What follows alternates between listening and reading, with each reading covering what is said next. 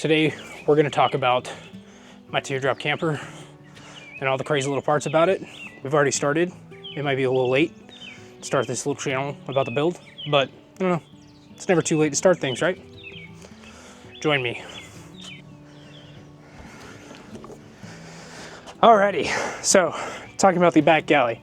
Back here, we've got on the left-hand side, we've got the sink, we've got 2 drawers working in the middle, and then we have our Dometic fridge/freezer unit. Coming up here to the top right-hand corner, we've got 12-volt outlet with USB type A. We've got our light switch for power, as well as a power switch for our 12-volt our USB, and we also have 120-volt outlets as well. We also have extra storage, and we also have extra storage here as well that will be doubling as counter storage. So let me see if I can show you guys what that looks like. So as I was saying before, you have a little lot, flip this out, and now you have it where a table. On the side, you'll be able to attach, and it pops down and it'll sit just like that. And now we have a little tabletop, and then we'll mount, it's probably like a propane tank or some sort or something like that there, just a small little tank. And then that we have a little cooktop here, something a little extra counter space. And then once you're done, pop a little tab down.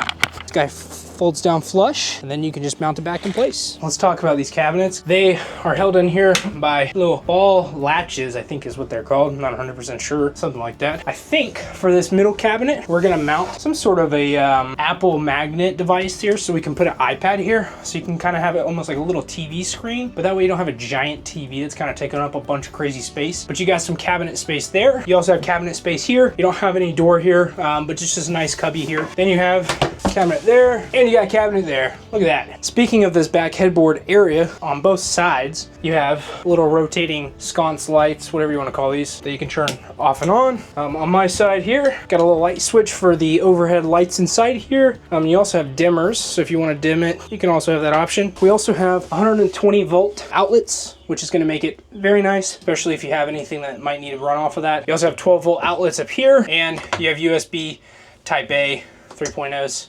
You can turn that off and on up here as well.